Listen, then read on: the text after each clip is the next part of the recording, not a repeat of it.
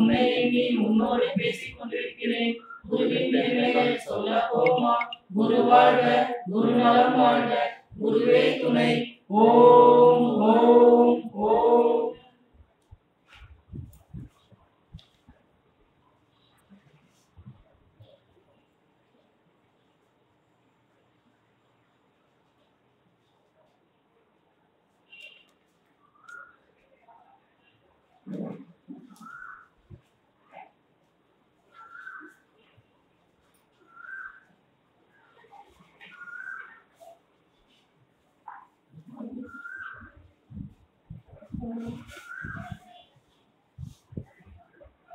வெளிச்சம், உருவம், ஒளி, சரம், யோகம், ஞானம், தியானம் இவற்றை பார்வை, பார்ப்படும் பொருள், கேள்வை, மூச்சு இவற்றை இணைக்கும் அறிவு இவற்றை குறித்து கவனித்தால் நாம் மரணத்தை வெல்லலாம் என்ற மாபெரும் உண்மையை ஜோதி, சொரூப, சப்த, சரத், யோக, ஞான, தியானம் என்று ஐயா அவர்கள் நமக்கு போதிக்கின்றார்கள். நன்றி ஐயா.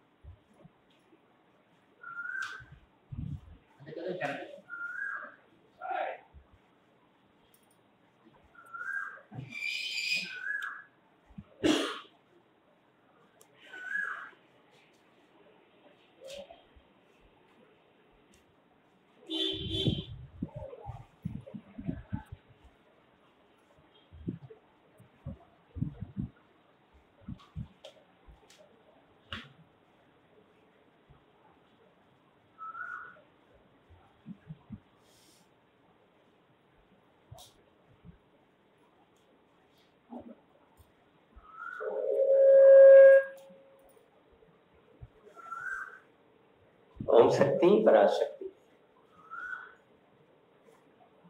திசுக்களால் ஆனது இந்த உடம்பு. இந்த உடம்பு இதை வழிநடத்துகின்ற மனம் அல்லது உள்ளம், இந்த இரண்டையும் இயக்குகின்ற ஒரு பேர் இயக்கம், ஆத்மம் என்று சொல்லக்கூடிய உயிர்ப்பு அல்லது உயிர்நிலை, இவற்றை குறித்து முற்றிலுமாக அறிந்து ஆராய்ந்து தெளிவடைவதுதான் உண்மையான ஆன்மீகமாக இருக்க முடியும். ஆன்மா சம்பந்தமாக இல்லாமல் புற கவனத்தோடு நாம் செய்கின்ற எதுவுமே நமக்கு ஒரு நிரந்தர பலனை தருவதில்லை. அவ்வப்போது கிடைக்கின்ற ஒரு சிறு பலனையை நாம் அனுபவிக்கின்றோம். இந்த நிலைகளில் இருந்து மாறுவதற்காக சித்தர்கள் இந்த உயிரின் அடிப்படையை கண்முன் கண்டு தாம் பல பயிற்சிகளை வித்தைகளாக செய்து அதை அன்றைக்குள்ள சூழ்நிலைக்கு ஏற்றவாறு எழுதி விட்டு சென்றார்கள். அந்த ஆன்மீக சொற்கள் எல்லாம் இப்போதைக்கு நமக்கு பலம் சொற்களாக போய்விட்டன, பலவற்றிற்கு பொருள் புரியாது போய்விட்டது. குழுங்குறி என்றோ அல்லது பரிபாசைகளில் சொல்லப்பட்டிருக்கிறது என்றோ நாம் அதை நெருங்க முடியாத ஒரு இடத்தில் இருந்து கொண்டிருக்கிறோம். இது தெளிவுபடுத்த வேண்டும் என்று சொன்னால், இந்த உடல் இயக்கம் திசுக்களால் ஆனது என்று நாம் பார்த்தோம். இந்த திசுக்கள் இரண்டு வகையாக நம் உடம்பில் இருக்கிறது. ஒன்று நிலையானது. நிலையானது ஓரிடத்தில் அமர்ந்திருக்கும். என்புதோல் போர்த்த இந்த உடம்புக்குள்ளே தசை நார்களாக அவை இருக்கின்றன. இந்த தசை நார்கள் எல்லாம் எப்போதும் அவ்வாறே இருக்க, இதில் ஊறுகின்ற திசுக்களாக பிளட் சர்க்குலேஷன்ல போறது, எப்படி திசுக்கள் நம்முடைய சதை நினம் என்ற அளவிலே பார்க்கிற போது சதை என்பது நிலையாகவும் நினம் என்பது ஓடி பிரிந்து அதற்கு உரம் ஊட்டுவதாக இருக்கிறது. அப்ப அந்த ஊட்டச்சத்து முழுதும் எங்கிருந்து வருது, எப்படி வருது என்று பார்க்கிற போது இந்த இரண்டு திசுக்களையும் சேர்ப்பதாகவே இது இருக்கிறது. இதை இயக்குகிறது எதுவாக இருக்கிறது என்று பார்த்தோம் என்று சொன்னால் மனமாகத்தான் இருக்கிறது. அந்த மனதையும் கான்சியஸ் என்று சொல்லக்கூடிய நினைவலைகள், எண்ணங்கள் தான் இயக்குகின்றன. உதாரணமாக ஒரு கை விரலை நாம் மடக்க வேண்டும் என்று சொன்னால் கூட நம் மனம் அதற்கு இயங்க வேண்டும். நம் மனம் இயங்கினால் அந்த மனதினுடைய இயக்கத்துக்கு தகுந்த மாதிரி அது இயங்குகிறது. சமயத்தில் மூளை கூட மனதை விட்டு விலகி போய்விடுவதனால் தன் இயக்கத்தில் அது செயல்படாது போய்விடுகிறது. நாம் படித்துக் கொண்டே இருப்போம். அது ஒரு கதையாக இருக்கலாம். படித்துக் கொண்டிருக்கிற போது நம்ம வீட்டு விஷயங்கள் ஞாபகத்துல வரும். படிச்சுக்கிட்டு தான் இருப்போம். கண் பார்க்கும், வார்த்தைகள் ஓடும், வாசித்து கொண்டு இருப்போம். ஆனால் நம் நினைவு எங்கோ இருக்கும். அப்ப நினைப்போம், நம்ம நினைவு எங்கேயோ போயிடுச்சு, இதுல கவனத்துக்கு வரலையேன்னு திருப்பி கொண்டு வந்து அப்புறமா படிப்போம். அப்போ இந்த மனம் ஒன்றவில்லை என்று சொன்னால் இந்த உடலும் ஒன்றாது, அதனுடைய செயல்களும் ஒன்றுவதில்லை. அதனால் மனம் நின்று குவிந்து ஓரிடத்தை கருதுகிற போது அற்புத ஆற்றலும் நமக்குள்ளே விளையும். இதை கண்டுபிடித்த சித்தர்கள் என்ன செய்தார்கள்? இயற்கை உண்மையின் இருப்பை கடவுள் என்று சொன்னார். பின் வந்தவர்கள் அந்த கடவுள் ஒன்றா இரண்டா என்று பார்க்கிற போது பல்வேறு விதமான சக்திகளை குறித்து பல்வேறு விதமான பெயர்களை வைத்து பல்வேறு விதமான மதங்களாகவும் பல்வேறு விதமான வழிபாட்டு முறைகளாகவும் மாறிவிட்டது. ஆனால் சித்தர்கள் மிக தெளிவாக இருக்கிறார்கள். உடம்பு ஆலயம் என்று சொல்லுகின்றார், உள்ளம் பெருங்கோயில் என்று சொல்லுகின்றார். நாம் அதைத்தான் பின்பற்ற வேண்டும். நமது உடலை வைத்தே எல்லாம், சுவரை வைத்து சித்திரம் என்று சொல்லுவது போல இந்த உடலை வைத்துத்தான் எல்லாம். உடம்பார் அழியின் உயிரார் அழிவர் என்று திருமூலர் சொல்றார். அப்ப திடம்பட மெஞ்ஞானமும் சேரமாட்டார் என்று சொல்லுகிறார். அப்படியானால் இந்த உடம்பு, இந்த திசுக்களான இந்த உடம்பு எப்படி இவற்றை பெற்றது என்று பார்க்கிற போது DNA, RNA என்றெல்லாம் இன்று நாம் படிக்கிறோம், நிறைய படிக்கிறோம். ஆதியில் பார்க்கிற போது ஒற்றை செல் தான். தாயிடமிருந்து ஒற்றை செல், தந்தையிடமிருந்து ஒற்றை செல். இது இரண்டும் சேர்ந்து மீண்டும் ஒரு செல்லாக தான் இருக்க, ஒன்றுக்குள் ஒன்று இணைந்து விட்ட பிறகு அப்புறம் மரபணுக்கள் எல்லாம் எங்கிருந்து வந்துச்சு, DNA, RNA எல்லாம் எங்கிருந்து வந்துச்சு? அங்க இந்த ஒற்றை அணுவுக்குள்ளே அவ்வளவும் இருந்தது. அப்போ ஒவ்வொரு அணுவும் தானே 1 2 ஆகி 2 4 ஆகி 4 8 ஆகி ஒரு 90 நாளைக்குள்ளேயே முழுமையான ஒரு நிலையை நாம் அடைகிறோம். அது மேலும் வளர்வதற்கு 10 மாதங்கள் என்ற ஒரு கணக்கு ஆகிறது. முழுமையாக நாம் வெளியே வருகின்ற போது நாம் எப்படி, எங்கிருந்து, எந்த நிலையில் வந்தோம் என்று நமக்கு தெரியவில்லை. அன்னை தந்தை காரணமாக இருக்கின்றார்கள். அன்னை சுமந்து நம்மை பெறுகின்றார். ஒவ்வொன்றும் ஒரு பையின் வழியாகவே இருக்கிறது. அதனால் பைரவம் பைரவி என்று நம்ம அதை போற்றினார்கள். வெளியில் வந்த பிறகு அன்னையை சார்ந்திருந்த இந்த உடம்பு பூமியை சார்ந்திருக்கிறது. பூமி அன்னையை சார்ந்திருக்கிறது. பூமி மாதாவோ பஞ்சபூதங்களை சார்ந்திருக்கிறார்கள். பஞ்சபூதங்களோ பரத்தை சார்ந்திருக்கிறது. பரமோ வெளியை சார்ந்திருக்கிறது, வெட்ட வெளியை சார்ந்திருக்கிறது. வெட்ட வெளியில் அப்படியே மிதந்து கொண்டுதான் எல்லாமே இருக்கின்றது. பூமி கூட இவ்வளவு கனமான இந்த பூமி கூட வெட்ட வெளியில் மிதந்து கொண்டுதான் இருக்கிறது. வானத்தில் மயிலாட கண்டே மயில் குயில் ஆச்சுதடி என்று சொல்வார் வடரசாமி குறிப்பிடுகிற போது. வானத்தில் மயிலாட கண்டே, அந்த மயில் குயில் ஆச்சுதடி என்று அவர் சொல்லுகின்ற விதம் எப்படி என்று கேட்டால், மயில் என்று இங்கே சொன்னது வெவ்வேறான ஒளிக்கதிர்களைத்தான், ஒளிக்கற்றைகளைத்தான். நாம் இப்போது படிக்கிறோம் X rays, Y rays, gamma rays, ultraviolet rays, infrared rays என்றெல்லாம் நாம் படிக்கிறோம். இவைகளெல்லாம் வானத்திலே வெளிச்சங்களாக ஆங்காங்கே ஆடிக்கொண்டிருக்கின்றது. ஒரு பரவெளி என்ற அந்த பரவெளியிலே ஆதி வெடிப்புக்கு பிறகு ஏற்பட்ட அந்த வெளிச்சம் ஒரு 20 நிமிடங்களுக்குள்ளேயே பிரபஞ்சம் முழுதுமாக, இங்குள்ள பிரபஞ்சம் முழுதுமாக ஆகிவிட்டது. அந்த பால்வெளிக்குள்ளே ஒரு சூரிய குடும்பத்திலே நாம் இருக்கின்றோம். நம்மை போன்று லட்சக்கணக்கான சூரிய குடும்பங்கள் இருக்கின்றன. அப்ப பிறப்பு என்று வருகின்ற போது நாம் எதை கணக்கில் எடுத்துக்கொள்ள வேண்டும் என்று சொன்னால், ஒரு நாள் எப்படி பிறக்கிறது? ஒரு நாள் எப்படி பிறக்கிறது? சூரியன் தோன்றியவுடனே அந்த நாள் பிறக்கிறது, சூரியன் மறைந்தவுடனே அந்த நாள் மறைகிறது. இந்த சூரிய தோற்றம் பகலை பிறக்க செய்கிறது, இரவு அதை கவ்விக்கொள்கின்ற காரணத்தினாலே இரவு முற்றிலுமாக தன்னுடைய இருள் சக்திக்குள்ளே மூழ்கி விடுகிறது. இந்த இருள் சக்தியில என்ன நடக்குது அப்படின்னு பார்த்தீங்கன்னு சொன்னீங்கன்னா, நம்ம உடம்பை பொறுத்தளவிலே தூக்கம் வருகிறது, நாம் தூங்கி விடுகிறோம்.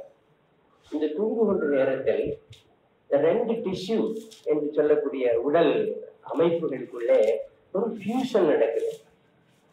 எப்படி இப்போது புதிய அறிவியல் கண்டுபிடிப்பிலே நியூட்ரோன்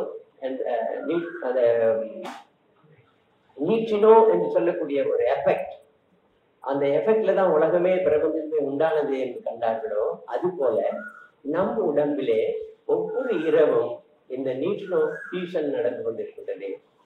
இதை அந்த காலத்து சித்தர்கள் ஏம சித்தி என்று சொன்னார்கள். சாமத்தில் ஏமத்தில் சதுர்வேல் காக்க என்று நீங்கள் படித்திருப்பீர்கள். அந்த சாமம் என்றால் என்ன, ஏமம் என்றால் என்ன? அந்த இரவை 4 வகையாக பிரிக்கின்றார்கள் சித்தர்கள். நடுக்குள் சாமம், முன்னிரவு, பின்னிரவு என்று சொல்லுகிற போது ஒரு ஏமம் என்ற ஒரு இடம் வருகிறது. அதை பிரம்மமுகூர்த்தம் என்று சொல்லுவார்கள்.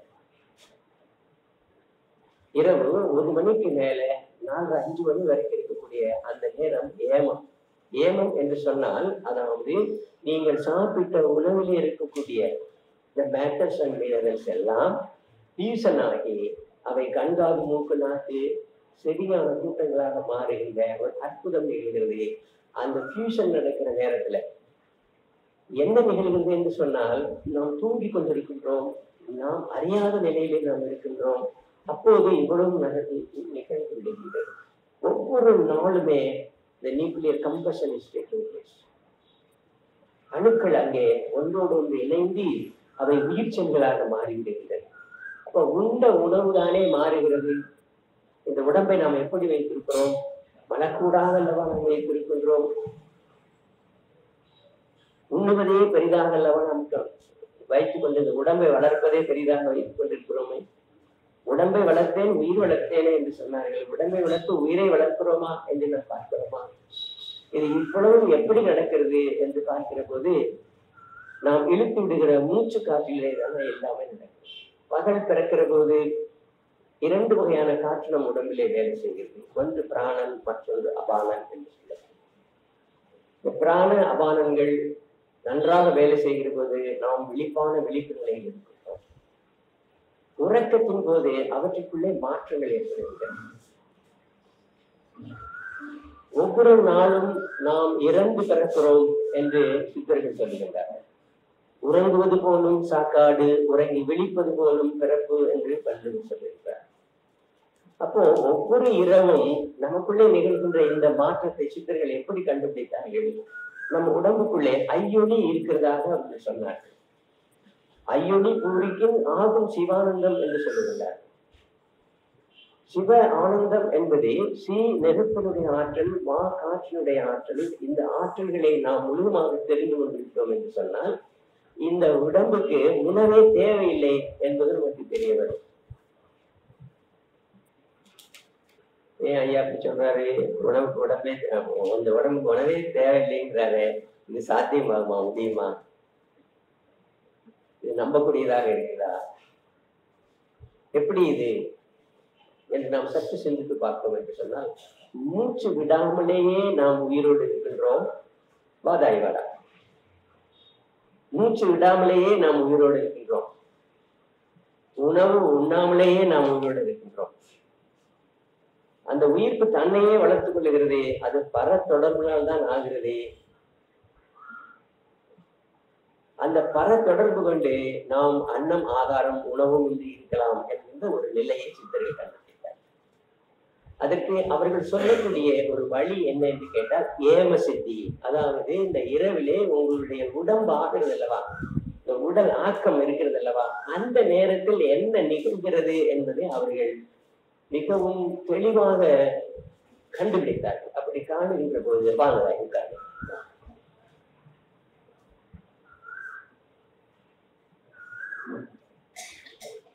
இந்த ஏவ சித்தி என்பதற்கு நம் உடலிலே நிகழக்கூடிய அந்த மாற்றங்களுக்கு நாம் நம்மை ஏதுவாக்கிக் கொள்ள வேண்டும். அப்படி ஏதுவாக்கிக் கொள்கிறோமா என்றால் அதுதான் இல்லை. இயற்கையை விட்டு வெகு தூரம் வந்து விட்டனா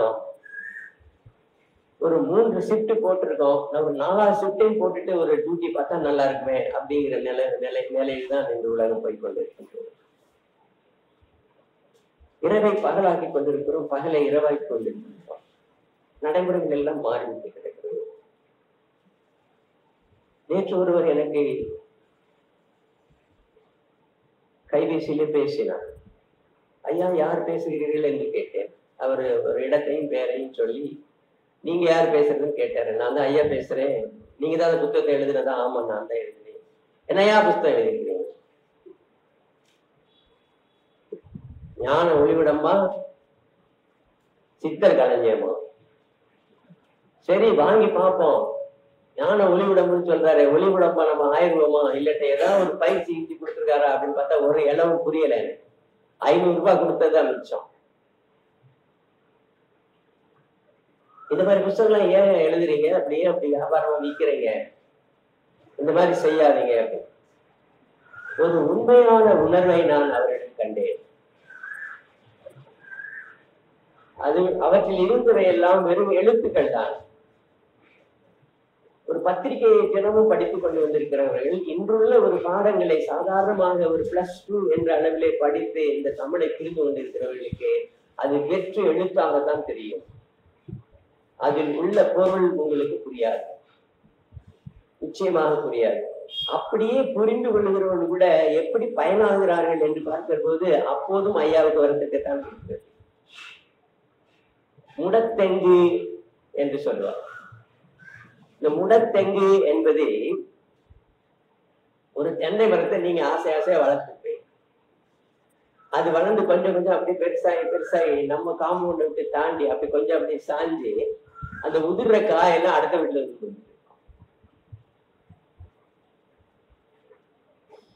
ஆமா, அது போல முடத்தெங்குகள் போல நாம் நமது வேத ஆகமங்களிலே சொல்லி இருக்கிற அனைத்தையும் விட்டுவிட்டு வேண்டாதவைகளை பிடித்துக் கொண்டிருக்கின்றோம்.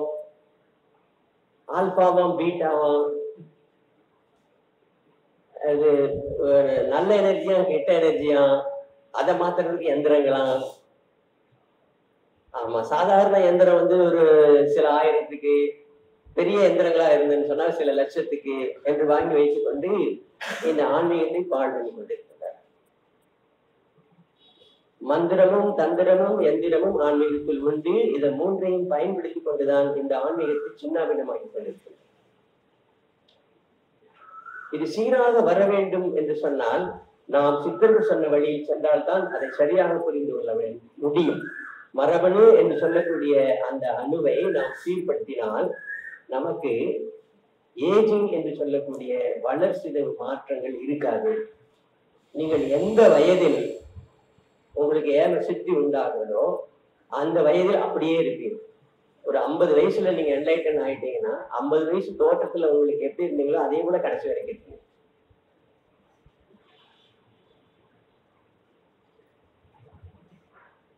பெரும்பாலானவர்கள் 30-32 வயசுக்குள்ளேயே உலக பிரசித்தி பெற்றவர்களாக இருக்கின்றார்கள். ஆதிசங்கரர் எடுத்துக்கோங்க, இன்றைக்கு நம்முடைய விவேகானந்தரை கூட எடுத்துப்பாங்க. அந்த வயசு மேல அங்க இருக்கல. விவேகானந்தர் காலத்துல வந்து உலகமெல்லாம் செல்வதற்கான எல்லா வழிகளும் இருந்தது. ஆனா ஆதிசங்கரருடைய காலத்துல வந்து நடந்துதான் போகணும். எங்க போனா 12 இடங்களில் அவர் மடத்தை ஸ்தாபித்து 32 ஆண்டுகளுக்குள் முடியும் என்று சொன்னால் எப்படி இதை நாம் ஏற்றுக்கொள்ள முடியும்? அவர் தோற்றத்தில் 32 வயசுல போல இருந்தார். ஆனால் எத்தனை ஆண்டுகள் இருந்து அதை செய்திருப்பார்? கிட்டத்தட்ட 12 ஆண்டுகளுக்குள்ள ஒரு 12 மடங்களை ஸ்தாபிப்பது என்பது மிக மிக மிக கஷ்டமானது.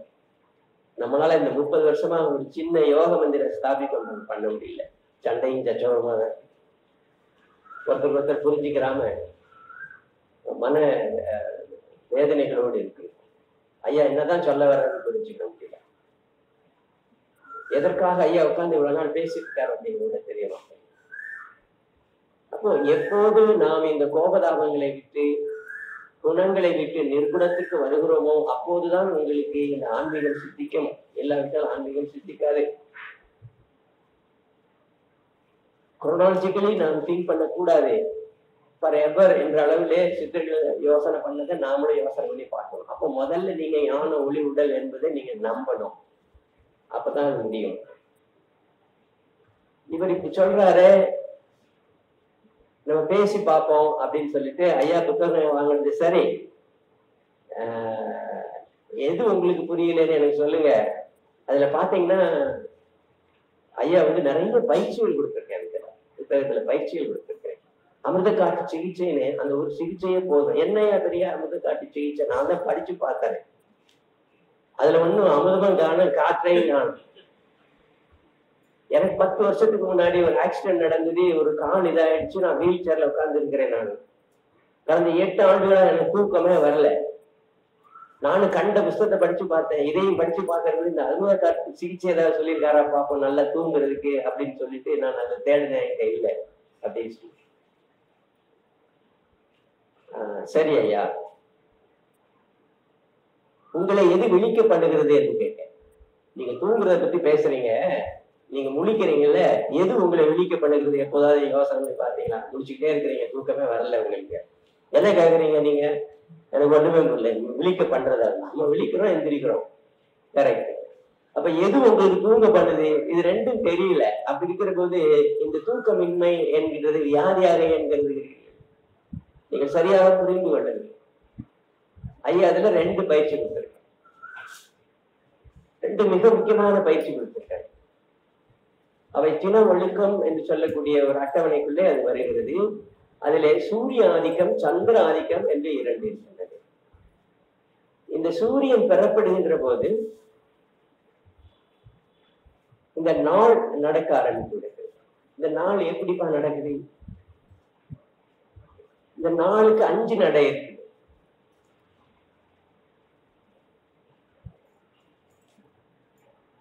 பகலாக, இரவாக, திதிகளாக, கரணங்களாக, யோகங்களாக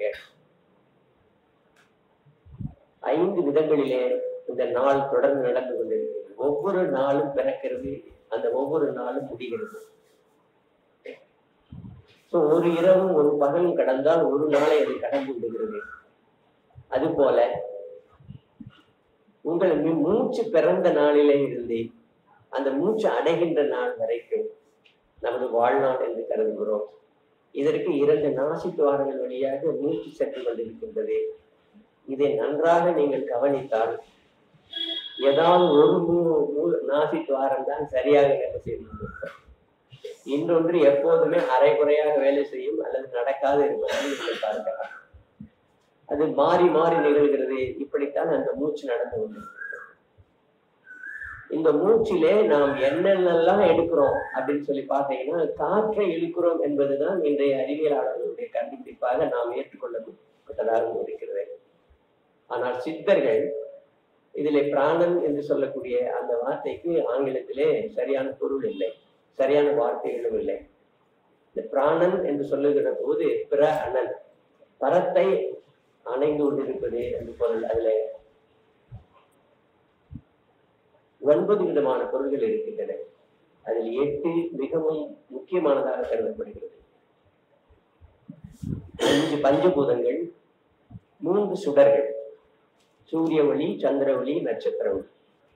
5 பஞ்சபூதங்களில் என்ன இருக்கிறது? நிலம், நீர், நெருப்பு, காற்று, ஆகாயம் என்ற 5 இருக்கிறது. இந்த 8ஓடு சேர்த்து விராட்டு என்று சொல்லக்கூடிய ஒரு அற்புத நிகழ்வு நிகழ்ந்து கொண்டிருக்கிறது. அதுதான் வானத்தில் மயிலாட கண்டேன், மயில் கோயில் ஆட்சியடி என்று சொன்னார்.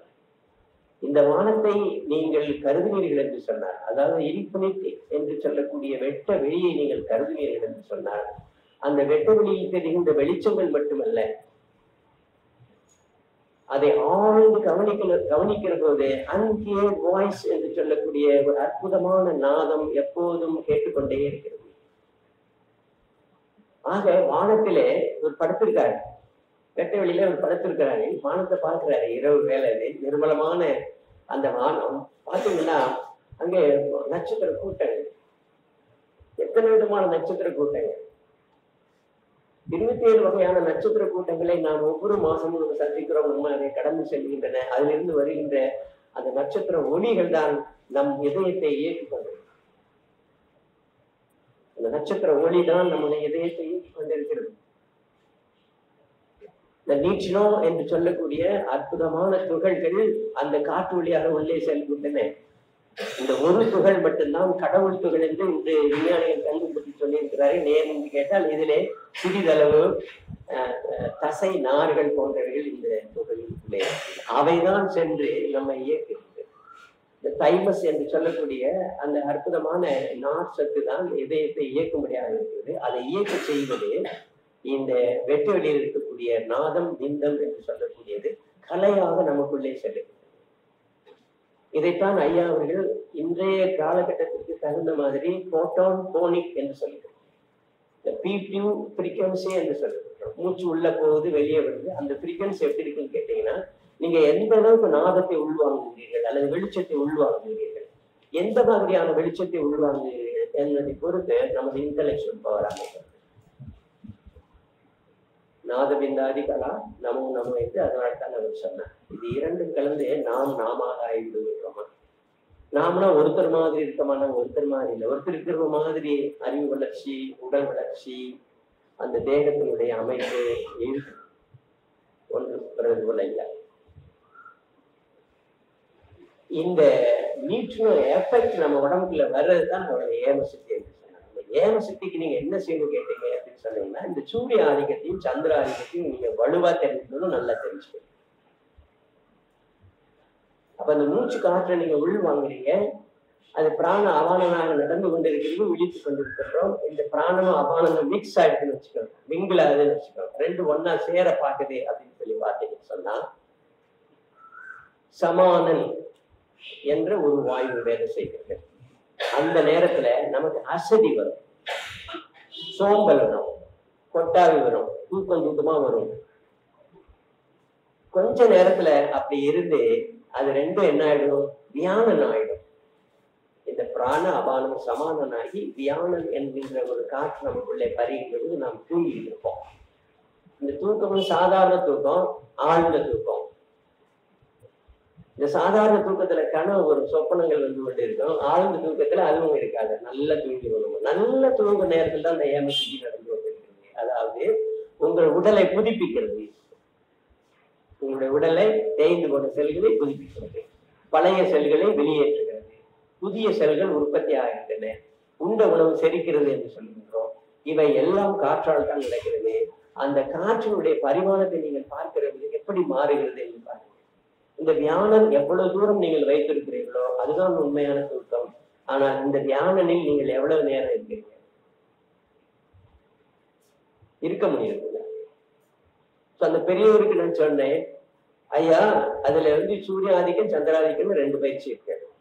அந்த 2 பயிற்சியில நீங்கள் விழிக்கிற போது என்ன செய்ய வேண்டும் என்பது குறிப்பிடப்பட்டிருக்கிறது. அதே போல தூங்க செல்கிற போது என்ன செய்ய வேண்டும் குறிப்பிடப்பட்டிருக்கு. ஆமா இருக்கு, நான் பார்த்தேன்.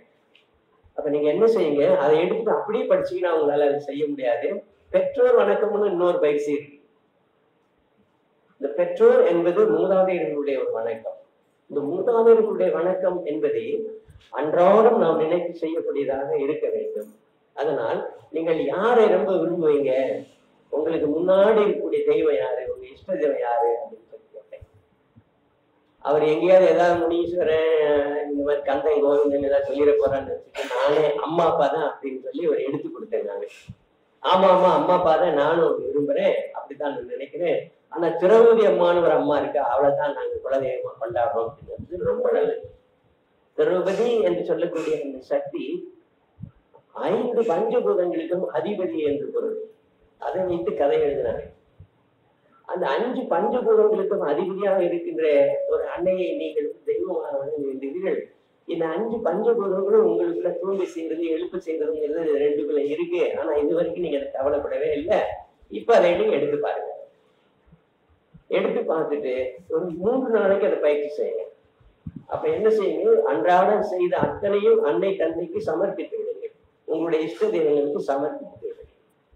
நீங்க நல்லதை செஞ்சிருந்தாலும் சரி, கெட்டதை செஞ்சிருந்தாலும், பேசியிருந்தாலும், தவறுகள் செய்திருந்தாலும் எல்லாத்தையும் அவங்களுடைய பாதத்துல போட்டுட்டு, அம்மா தாயே நான் தூங்க போகிறேன், நான் தூங்கி விழித்ததும் தூங்கி கொண்டு இருக்கிற போதும் இந்த சக்திகள் எல்லாம் எனக்கு வரணுங்கிற விவரங்கள் அதுல எழுதியிருக்கேன். ஒரு 3 நாளைக்குள்ள உங்களுக்கு நல்ல தூக்கம் வரும். அப்படி தூக்கம் வரல அப்படின்னு சொன்னா என்கிட்ட வாங்க. நாங்க ஒரு நூல் என்று எழுதுகிறோம். அதை வெளியிலே சந்தைக்கு கொடுக்கிற போது அவர்கள் சந்தைப்படுத்துகிறார்கள். அப்படி சந்தைப்படுத்துகிற போது அதற்கு விலை வைக்கிறார்கள். நீங்க விரும்பி வாங்கிட்டு வந்திருக்கிறீங்க, நீங்க வாங்கின பலன் அதுல இல்லை என்று நினைக்கிறீர்கள். எல்லாவற்றையும் துறவையாக எழுதிவிட முடியாது. சிலவற்றை நீங்கள் நேரடியாகவோ குரு மூலமாகவோ தெரிந்தால்தான் அதை முற்றிலுமாக உங்களால் உணர்ந்து கொள்ள முடியும். எல்லாவற்றையும் எழுதிவிட்டால் அதற்கு பயனோ எந்த விதமான எதிர்விளைவுகளோ இல்லாதோ இவ்வளவுதானே என்று சொல்லுவாங்க. ரொம்ப பேர் பேசிட்டே இருக்கிற போது ஏதாவது ஒரு வித்தையை குறிச்சு கேட்பாங்க. அந்த வித்தை இவ்வளவுதான் சொல்லுவாங்க. ஓ, இது எனக்கு தெரியுமே அப்படின்வாங்க. ஆனா பயிற்சி செய்யறாங்க. ஆனா தெரிந்து கொள்வதற்காக சொல்லப்பட்டது இல்லை. இதை அறிந்து கொண்டு, தெரிந்து கொண்டு, புரிந்து கொண்டு அனுபவத்துக்குள் கொண்டு வர வேண்டும் என்றுதான் முக்கியமான. அப்ப அந்த பயிற்சிகளை நீங்கள் அனுபவத்துக்குள்ளே கொண்டு வருகின்ற போது என்ன அற்புதம் நடக்கிறது என்று பார்த்தால்,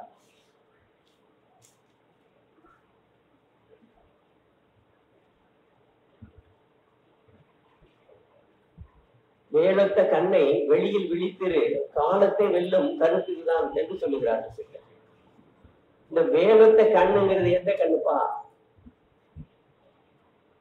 அது என்ன வேலொத்த கண்ணு? வேல் மாதிரி இருக்கான் அந்த கண்ணு. அந்த கண்ணு எந்த கண்ணு? அதை வெளியில விழிச்சிருக்கணும் அப்படிங்கிறாரு. வேல் விழியால் அப்படின்னு எழுதுவாரு.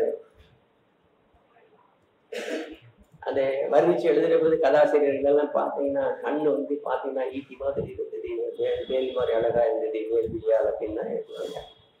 நமக்கு இந்த வேலொத்த கண் அப்படின்னு சொன்னா அப்படி குச்சி பார்த்துட்டு இருக்கணும் இருக்கு அப்படின்னு நினைக்கிறோம். இந்த வேலொத்த கண் என்பது 3ஆம் கண்ணாகிய நெற்றி கண்ணை குறிக்கிறது. இது நெடுக்க இருக்கு. அப்படி நெற்றியில ஒரு கண் இருக்கு. இந்த நெற்றி கண்ணில் என்ன இருக்கிறது அப்படின்னு பாத்தீங்கன்னா அது சிவங்கிட்ட இருக்கு. அவர் முடிச்சு பார்த்தா எல்லாரும் எரிஞ்சிருவாங்க. அது பிள்ளையா இருந்தா கூட அவரு கோவப்பட்டாருன்னா எரிஞ்சு போயிடுவாரு. அப்படி கோவப்பட்டு எரிக்க முடியாத ஆள் ஒரே ஒருத்தர் தான், நக்கீரன் மட்டும்தான். வெற்றி கண்ணை திறந்தாலும் குற்றம் குற்றமே என்று சொன்ன ஒருத்தர் தான்.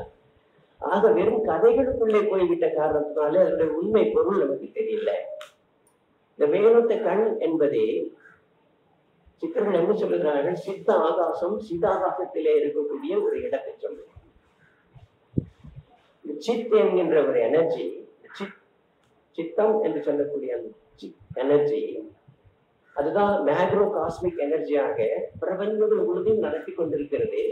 அதுவே மைக்ரோ காஸ்மிக் எனர்ஜியாக நம் உடம்புக்குள்ளே வந்து ஆத்மாவாக இருந்து நம்மை இயக்கிக் கொண்டிருக்கிறது. இந்த இயக்கும் ஆற்றல் மன ஆற்றல் என்று நாம் பார்த்தோம். ஆனால் அந்த மன திரையிலே இருக்கக்கூடிய எண்ணங்களின் ஆற்றல் தான் அதை எங்களுக்கு சேர்க்கிறது. அப்ப எண்ணம் என்று சொல்லுகிற போது the consciousness, only the consciousness to all. அது வந்து கடவுள் கான்சியஸ்னஸ் வைங்க, பரத்துல உள்ளதெல்லாம். நமக்குள்ள இருக்கிறது வந்து செல்ஃப் கான்சியஸ்னஸ் என்று வைங்க.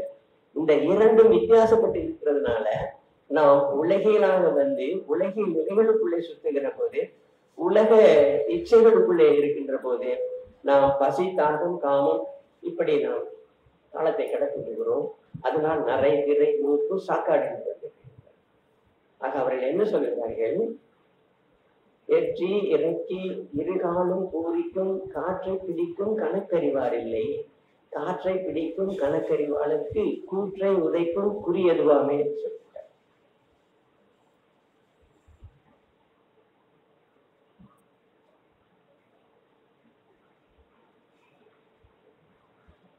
பர வித்தை என்று ஒரு வித்தை ஐயா நான் சொல்லிக் கொடுத்தேன்.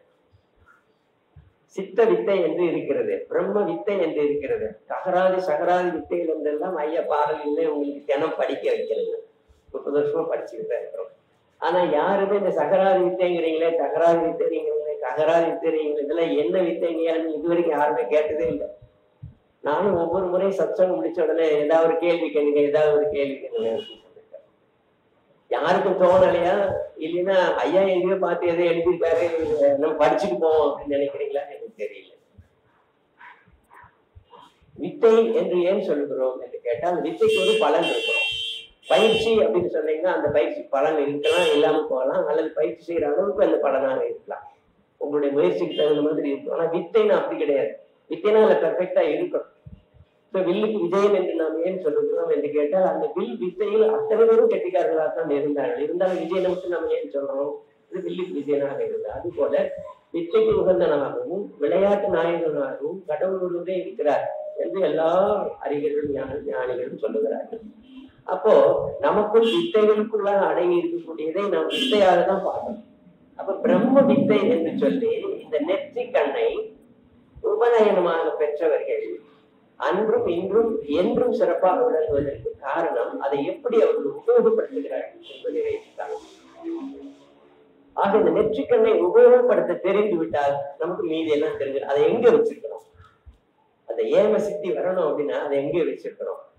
அப்ப பசிதாகம் காம முதலியவைகள் இல்லாது ஒளிந்து போக வேண்டும் என்று சொன்னால், துக்கமாக இருக்கிறது சந்தோஷமாக இருக்கிறது, தேவையாக இருக்கிறது தேவையற்று இருக்கிறது, வலி வேதனையாக இருக்கிறது ஆனந்தமாக இருக்கிறது, இப்படி எல்லாமே உலகத்துல இரட்டையாகவே இருக்கிறது. இந்த இரட்டைகள் ஒளிந்து ஒற்றையாக வேண்டியது. துக்கத்தையும் சந்தோஷத்தையும் ஒண்ணு கூட பார்க்கக்கூடிய ஒரு பாவனை எப்ப எனக்கு வரும் அப்படின்னு சொன்னீங்கன்னா இந்த ஏம சக்தி வந்தா வரும். இதுக்குள்ள வித்தை என்னன்னு கேட்டீங்கன்னா, இந்த உலகத்தை நோக்காதே பரத்தை நோக்கு என்று சொல்லுகிறாங்க. அதைத்தான் மறைமுகமாக வேலொத்த கண்ணை வெளியில் விழித்து. இப்ப இந்த 2 கண்ணை வச்சு வெளியில பார்க்க முடியாது. பெருதுன்னு அப்படியே பாதி கண்ணை வச்சுட்டு அப்படியே பத்மாசனத்துல உட்காந்து சிறுமுத்திரை குட்டிச்சு பார்த்தாலே பயமா இருக்கும். இந்த வெள்ளை விழிதான் இருக்கும் பாருங்க. ஐயோ நம்மளால இப்படி உட்கார முடியலையே. அதுலயும் சில பேர் 1 நாள் 2 நாள் 3 நாள் கூட உட்காந்துருக்கேன் அப்படின்னு பெருமைப்படுவாங்க. அதுல இல்லை, அதுல இல்லை.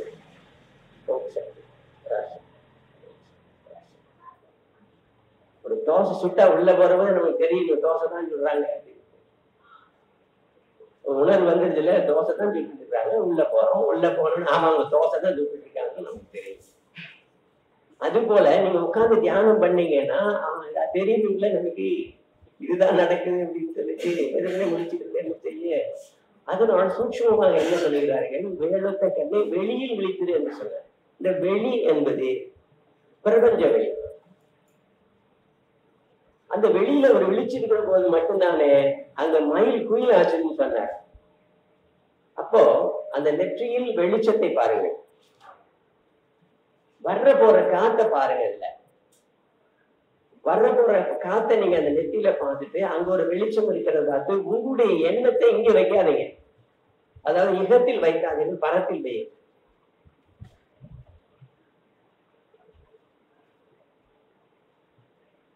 சோறவும் வேண்டாம், சோர்வே நமக்கு வரலாம்.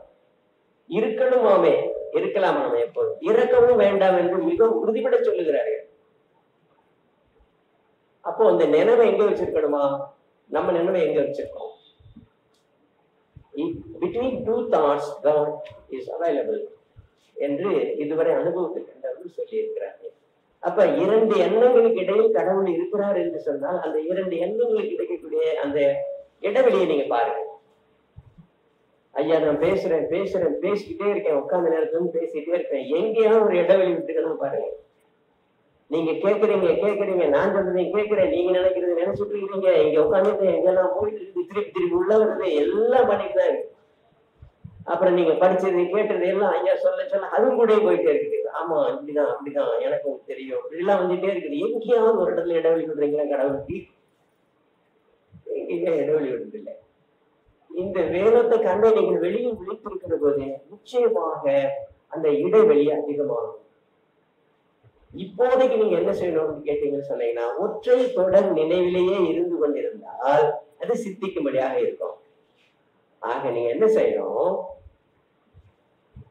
ஏதாவது ஒரு சொல்லை 2ஆக பிரித்து குருவானவர் நமக்கு தீட்சை என்று கொடுத்திருப்பார்.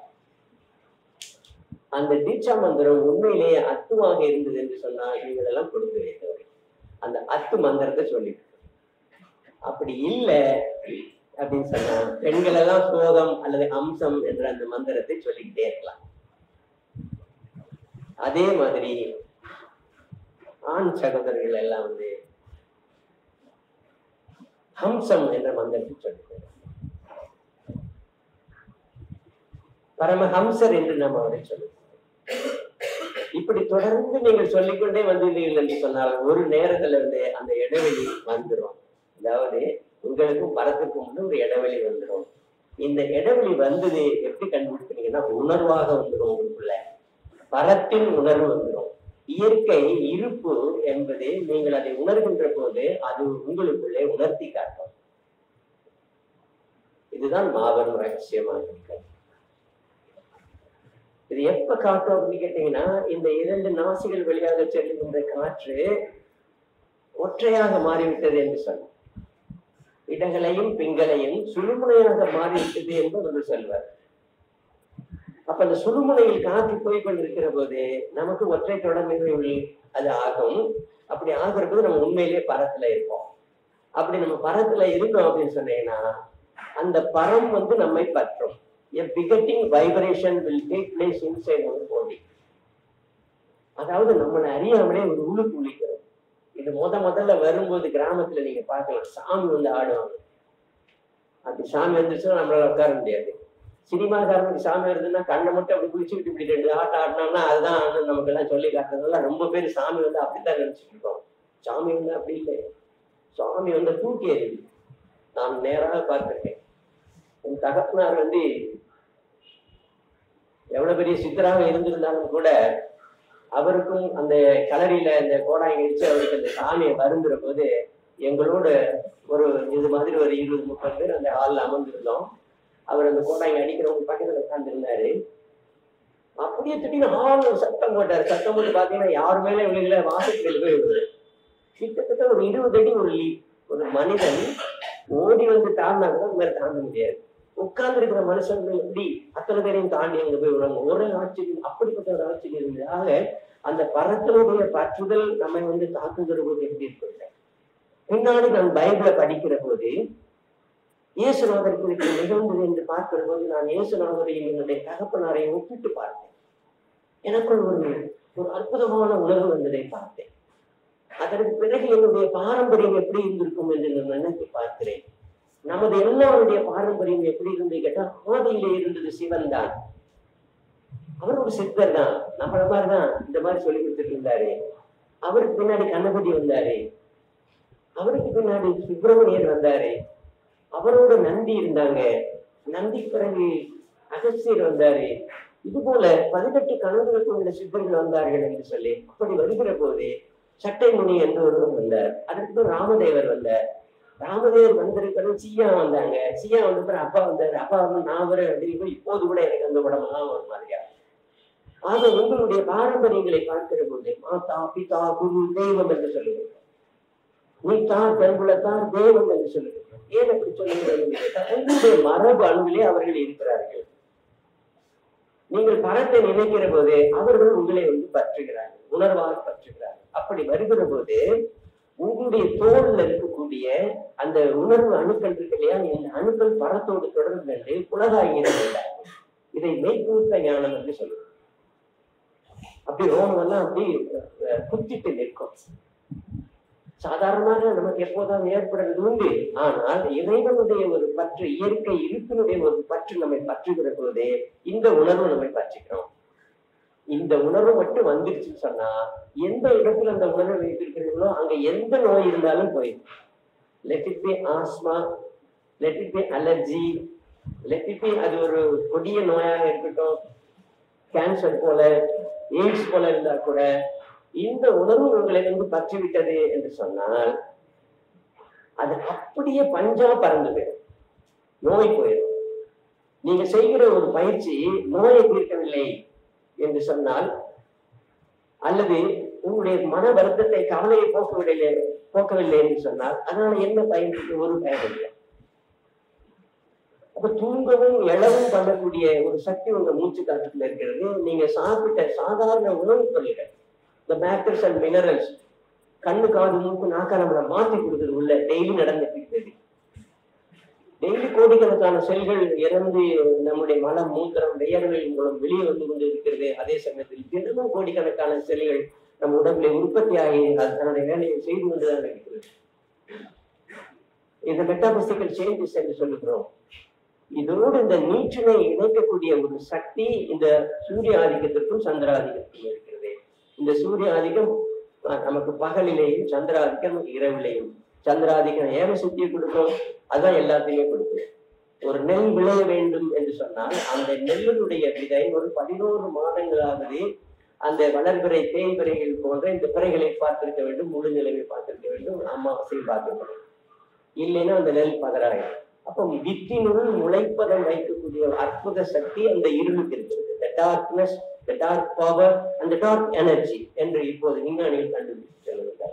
அப்போ இரவுக்கு எப்படிப்பட்ட சக்தி இருக்கு பாருங்க. இருளாயி அப்படின்னு சொல்லுவாங்க.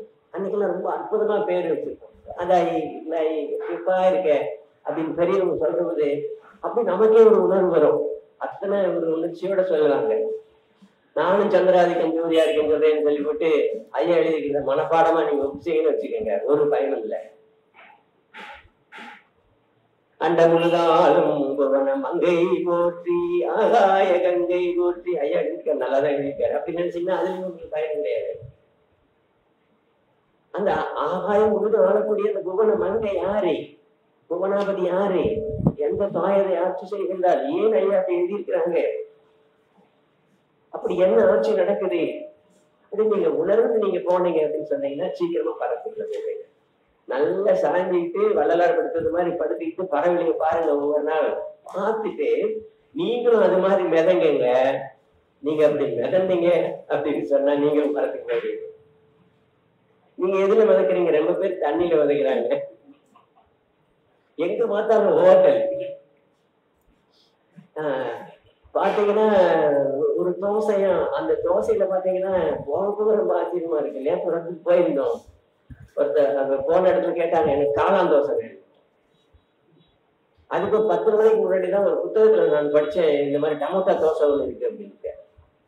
வேற ஒரு படம் பார்த்தேன், அந்த படத்துல பார்த்தா இந்த தக்காளியெல்லாம் செஞ்சுக்கிட்டு இருக்க ஒரு இந்த ரங்கோலி விளையாடுற மாதிரி ஒரு விளையாட்டு ஸ்பெயின் நாட்டிலேயே ஸ்வீடன்ல நடந்துட்டு இருக்கு அப்படின்னு பார்த்தேன். ஆக இன்னதுதான் இல்லை, நம்ம நினைவெல்லாம் இங்கேதான் நடந்துட்டு இருக்கு. அடுத்தடுத்து என்ன கண்டுபிடிக்கலாம், என்ன செய்யலாம்னு. ஆனா சித்தர்களுடைய நினைவு வந்து இந்த உலகத்தை மரத்தை நினை என்று சொல்லியிருக்காரு. அப்படி மரத்தை நினைக்கக்கூடிய சக்தி நமக்கு ஏன் வரல அப்படின்னு கேட்டீங்கன்னு சொன்னீங்கன்னா நம்முடைய நினைவு தான். இந்த நினைவு என்னன்னு கேட்டீங்கன்னா நீங்க எதை உண்ணுகிறீர்களோ அதுவாக நீங்கள் ஆகிறீர்கள். அதுல உண்ணுறதுல இருந்து ஒரு கண்ட்ரோல் பண்ணுறது சாத்வீகமான உணவு. சரி, எந்த உணவு வேணாலும் நீங்க உண்ணுங்க, ஆன்மீகத்துக்கு தடை இல்லைன்னு நான் சொல்றேன்னு வச்சுக்கோங்க. ஆனா இந்த பயிற்சிகளை சரிவர செய்யணும், உணர்வோட நீங்க செய்யணும், பயிற்சிகளை செய்யணும். இப்ப நம்ம எல்லாரும் கொஞ்ச நேரம் வெட்ட வெளிக்கு போய் பார்ப்போமா? நிமிந்து உட்காந்துக்கோங்க, இடுப்புல கையை ஊனிக்கோங்க, ஒரு கபால பத்தியோ அல்லது ஒரு இந்த பயிற்சி எல்லாம் செய்யுங்க. ஒருத்தவங்க செஞ்சு காட்டுங்க இங்க பண்ணிட்டு.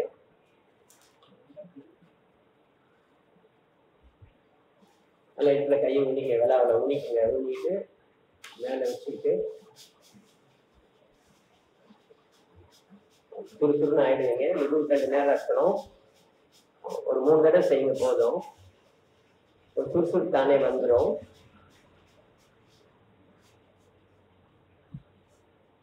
இப்போ இந்த வெட்ட வெளியை பாருங்கன்னா வெட்ட வெளி எங்க இருக்குன்னு தெரியுங்களா? யார்கிட்டயாவது வெட்ட வெளி எங்க இருக்கு கேட்டா சொல்லுவீங்களா? வெட்ட வெளி நம்ம சுற்றி 2 அங்குலத்திலே இருக்கு. நம்ம வெட்ட வெளியில தான் இருக்கோம். நீங்க இந்த கட்டடத்தை கட்டிட்டதுனால அது உங்களுக்கு தெரியல. அப்ப நம்ம சுற்றி என்று சொல்லுகிற போது யாருமே நடக்காமலேயோ நிக்காமலேயோ உட்காராமலேயோ படுக்காமலே இருக்க முடியாது. ஆக வந்து அன்னை பூமி மாதா நம்மோடு இணைந்தே இருக்கிறார்கள். அவர்களோடு பார்க்கிற போது 1760 மைல் ஸ்பீட்ல போயிட்டு இருக்காங்களா, இந்த பறவையில் போயிட்டு இருக்காங்க.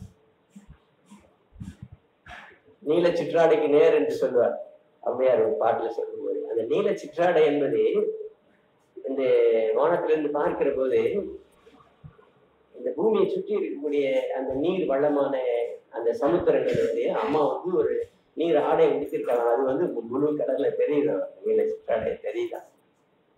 அது எப்படி வளம் வந்துட்டு இருக்கு பாருங்க. கொஞ்சம் கூட தண்ணி சிந்தவே இல்லைங்க, தண்ணி தான் ஆடையாக இருக்கு. கொட்டணும்ல, கொட்டல இல்லை, அலைதான் அடிக்குது. சரியா?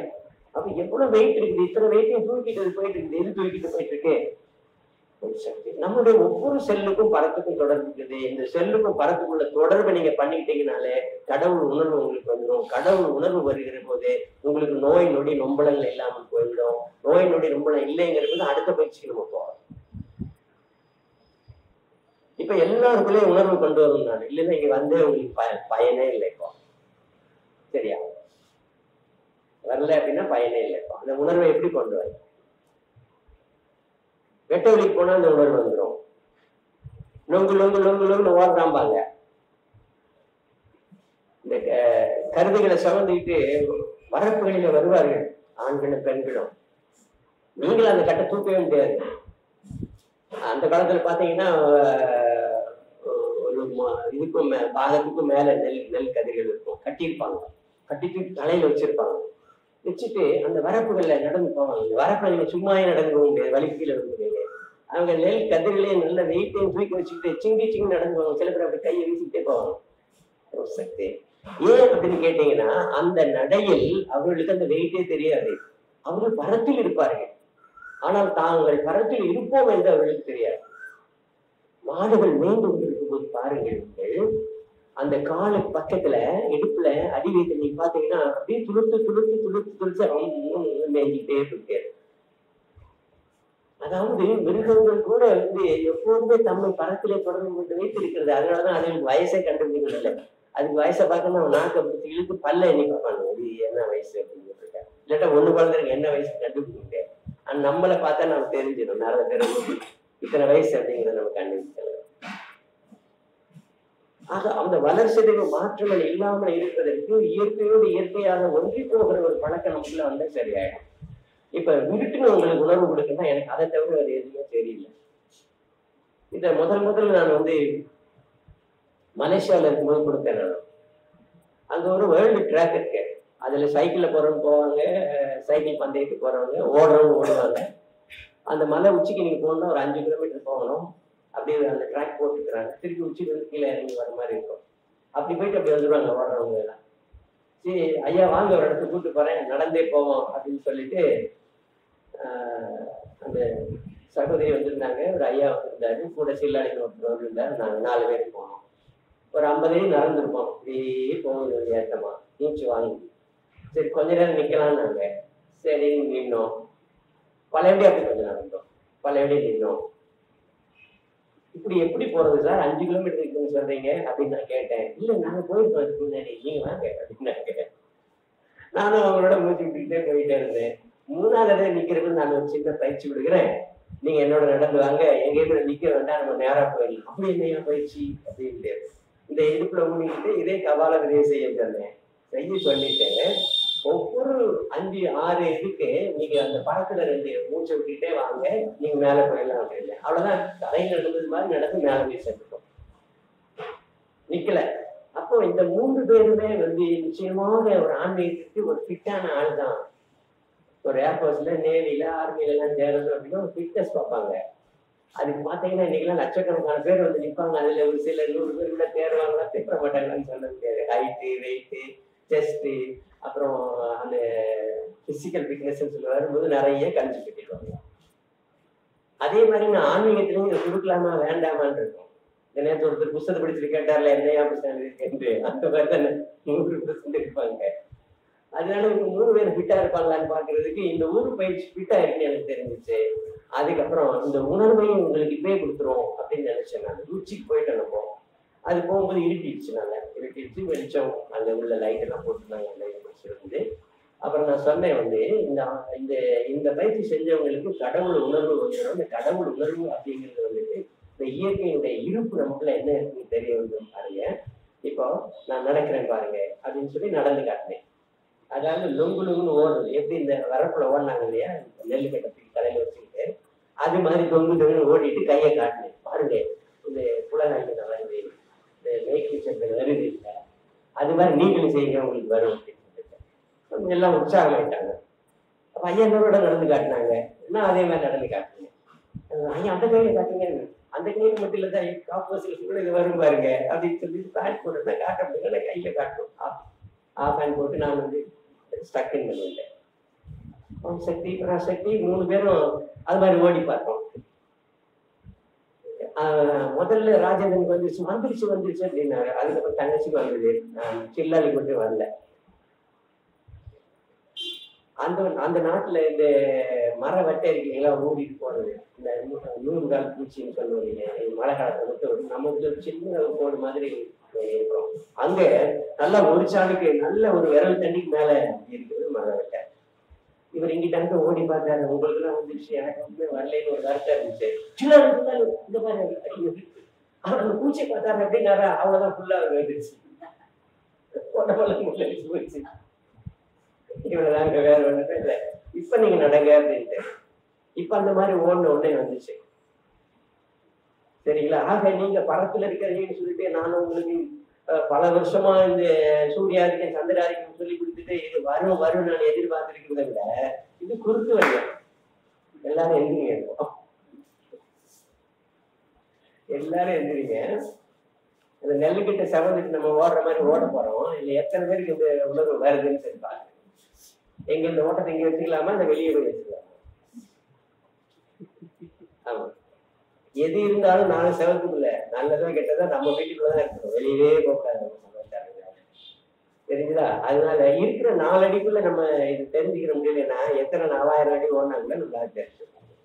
இப்ப ஐயா உங்களுக்கு முதல்ல ஓடிக்காரு. ஐயாவுக்கு சீக்கிரமா வந்துடுவேன், எப்போதுமே படத்துல இருக்கிறதுனால உங்களுக்கு அது மாதிரி நீங்க ஓடி பாருங்க. இந்த ஓடி பார்த்தீங்கன்னா உங்களுக்கு சரி. இது ஓடுறதுக்குள்ள நடக்கிறது, ஓடுறது மாதிரி ஒரு நடக்கிற மாதிரி ஒரு ஓடுறது.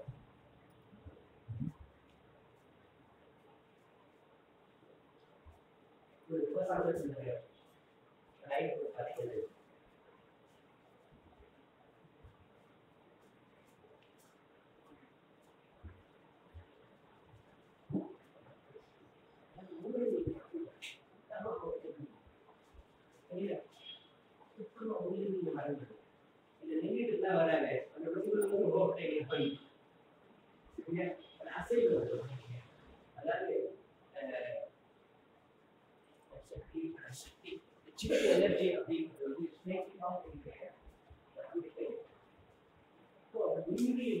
சக்தியும் அசைவம்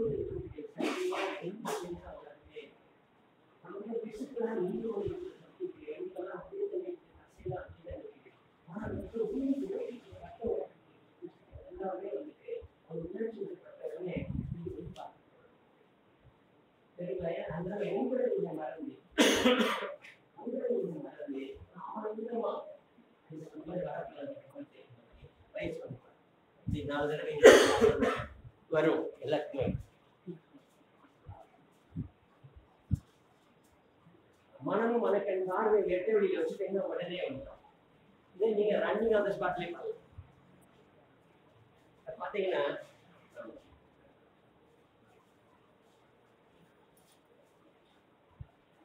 இதுதான் ஆனந்தம் கொண்டு ஆடுவது என்று சொல்றது. அந்த ஆனந்தம் நமக்குள்ள வந்துடும், அவங்களுக்குள்ளே நீங்க பண்ணிக்கலாம். தனதொந்தித்தானா தானா தனதொந்தித்தானா பாருங்க. நீங்க சொல்ல உங்களால கண்ட்ரோலே பண்ண முடியாது. இப்போ உங்களுக்கு வெக்கமா இருந்தா கூட உங்க வீட்டுக்கு என்ன சொல்லி கதவை சாத்திக்கோங்க. எங்கேயோ ஒரு பயிற்சிக்கு வராது, பயிற்சிக்காரன் யாரும் சொல்ல வேண்டாம். இந்த உணர்வை நீங்க உள்ள கொண்டு வந்திருக்க, இந்த உணர்வு மட்டும் வந்துட்டா போதும். அப்படிப்பட்ட ஒரு சக்தி உங்களுக்கு வந்து சேர்க்கிறோம். ஏன்னா உங்களுடைய மேல் தோள்கள் இருக்கக்கூடிய செல்கள் அப்படியே பரத்தை முடிச்சு வச்சிருக்கேன். பரமும் இதுவும் வேற எதுவுமே கிடையாது. அந்த பரத்தினுடைய ஆற்றல் நமக்குள்ள வரும்போது நம்முடைய அந்த ஆற்றல் இருந்துட்டு அந்த பரத்தினுடைய ஆற்றலுக்கு ஒப்பானதாக ஆகிவிடுது. அப்ப நினைவை நெத்தில வச்சுக்கோங்க, வெளிச்சத்தை மனசுல வச்சுக்கோங்க. இந்த வேலத்தை கண்ணை மனக்கண்ணை வந்து நீங்க பரத்துல வச்சுக்கோங்க. நீங்க ஆட வேண்டாம், ஓட வேண்டாம், லொங்குலங்கெல்லாம் வேண்டாம், நின்ன இடத்துல. சாதாரணமா இருக்க ஒண்ணு இல்லை. நம்ம பரத்துக்கு போயிட்டே திருப்பி வருவோம். அதை இப்படி பிராக்டிஸ் பண்ண உடனே அந்த மாதிரி எந்த ஓட்டமும் இல்லாம ஆட்டமும் இல்லாம உங்களுடைய நினைவை வச்ச இந்த கான்சியஸ்னஸ் வச்சு நீங்க பரத்துக்கு போன உடனே அது வந்து சேர்ந்தோம். இப்ப பார்க்கலாம் இதை மருந்தாக்குறது. மருந்தாக்குறதான் பயிற்சி, ஊதுமுறைங்கிறத அதான். ஆக ஒரு கையிலையோ காலையோ வலியோ வேதனையோ வீக்கமோ எங்கேயாவது இருக்குன்னா அந்த இடத்துல மட்டும் கவனம் வச்சுட்டு அந்த இடத்துல மட்டும் நீங்க இந்த உணர்வு கொண்டு வந்தீங்கன்னா அது மகிமை. ஏன் அப்படின்னு கேட்டீங்கன்னா there is a neutrino fission is taking place. விஞ்ஞானப்படி சொல்றதா என்னன்னு சொன்னா இந்த கடவுள் துகள்கள் என்று சொல்லக்கூடிய இந்த துகள்கள் அங்கே வேலை செய்ய ஆரம்பிக்குது. அது மைண்டாய் மருந்தை இவ்வளவுதான் ஆன்மீகத்தில் இருக்கிறது. அதுக்கப்புறம் வந்து ஞானம் ஒளிவுடம்பெல்லாம் மாறுறதுக்கு அது அடுத்ததுக்கு போறது. முதல்ல உலகத்துல இருந்தா உலக பிரச்சனை இருக்கக்கூடாது, நோய்கள் இருக்கக்கூடாது. எந்த துன்பம் வந்தாலும் நெத்தியில நினைச்சு படத்துல போட்டுருங்க, அவர் சால்வ் பண்ணிட்டு வர சால்வ் தானே இயற்கையாகவே சால்வ் ஆயிடும். நம்ம அடிச்சு கிடந்தோம்னு வச்சுக்கோங்க, பம்புதான். இப்போ பழைய ஓடி பாருங்க, எத்தனை பேருக்கு வந்து எனக்கு ஓடுங்க. அதாவது நின்ன இடத்துல வரும் சில பேர் கையாங்கலாம், நின்ன இடத்துல வந்து 10ஆம் சொல்லவே வேண்டாம், நினைச்சோட சொல்லணும் மாட்டாங்க. நிறைய பேருக்கு அந்த மாதிரி இருக்கு. ஆக இப்போ டயபெட்டிஸ் இருக்குன்னு வச்சுக்கோங்க, ஒரு 5 நிமிஷம் நீங்க எப்படி காலையிலையும் சாயங்காலம் ஓடினீங்கன்னா டயபெட்டிஸே இருக்காது. ஒரு 3 மாசம் இன்சுலின்லாம் விட்டவங்க இருக்காங்க. எனக்கு இப்பதான் பிரிம்ல இருக்குன்னு வந்தவங்க எல்லாம் அவங்ககிட்ட டோட்டலாவே எல்லா நேரம் பிரிம்ல இல்லை, எல்லா நேரம் நார்மலாவே தான் இருக்கேன் அப்படின்னு சொல்றாங்க. ஒரு 6 மாசத்துக்குள்ள மாதிரி இருக்கு. ஆக உங்களுக்குன்னு சொல்லிட்டு ஒரு தனி இடம் வேணும். இந்த ஆன்மீகத்துக்குன்னு சொல்லி ஒரு தனி இடம் வேணும். அந்த காலத்துல பூஜை அறைன்னு வச்சிருந்தாங்க. இந்த காலத்துல பூஜை அறை நீங்க போய் பார்த்தீங்கன்னா 1000 இருக்கும். என்னைக்காவது ஒரு நாளைக்கு எடுத்து கிளீன் பண்ணி வச்சா தான் நாங்க பூஜை செய்யற மாதிரி. அந்த பூஜை அறை எப்படி இருக்குன்னு கேட்டீங்க, வெட்ட வெளியான அந்த உட்கார்ந்து தியானம் பண்றதுக்கு மட்டும் ஒரு மலை இருந்தா போதும். கண்ட படங்களை எல்லாம் அங்க வைக்காதீங்க, இஷ்டகுருவோட படம் மட்டும் வைங்க. இஷ்டகுரு யாரு? உங்களுடைய சொந்த மனசாட்சி. அதுக்கு என்ன படம் வைப்பீங்க? என்ன படமே வைப்பீங்க? அதனால சகுனம் நிர்குணம் என்று சொல்லி வேதத்திலே நமக்கு ஒரு அற்புதமான வித்தையை சொன்னார்கள். அந்த வேத வித்தை தான் பிரம்ம வித்தை. அந்த வெறும் வேத வித்தையை மட்டுமே வச்சுட்டு ஐயா எவ்வளோ காலம் நான் பயிற்சி பண்ணி பார்த்தேன். அப்புறம் சித்தத்துக்குள்ள போனேன், சித்த வித்தைகளை பயிற்சி பண்ணி பார்த்தேன். இதை எல்லாத்தையும் சேர்த்து பிளண்ட் பண்ணி இன்னைக்கு செல்வராஜ் தான் நான் வந்து ஒரு புது வகையான பயிற்சி கொடுக்குறதாக நீங்க நினைக்கிறீங்க. எதுவுமே அதில் புதுசு கிடையாது. அதாவது உங்களுக்கு இந்த சூழ்நிலைக்கு தகுந்த மாதிரி நான் கொடுக்க வேண்டிய ஒரு கட்டாய சூழ்நிலையில இருக்கேன். அதோட விஞ்ஞானத்தையும் இணைச்சி அதே சித்தாந்தத்தையும் வேதாந்தத்தையும் அது மாதிரி நாதாந்தம் இருக்கு, போதாந்தம் இருக்கு. நாதத்தை குறித்து நீங்க அந்த நாதங்கள் ஆடைகள் தான் இப்ப பாத்தீங்க நீங்க. ஏன்னா நாத வெளிகள்ல தான் நம்ம இருக்கோம். அந்த படத்துல என்ன இருக்கு? 2 முக்கியமான பொருள் இருக்குது. நாதமும் வெளிச்சமும் இருக்கு, சத்தமும் வெளிச்சம் இருக்குது. ஒளிக்குள்ளதான் இருக்குது. ஆனா நம்ம எல்லாம் ஒளிக்குள்ளதான் இருக்கோம். அவனை வந்து டிவியை போட்டு வச்சு ஒளி தான். இந்த நாடகமா அந்த நாடகமா எந்த நாடகம்?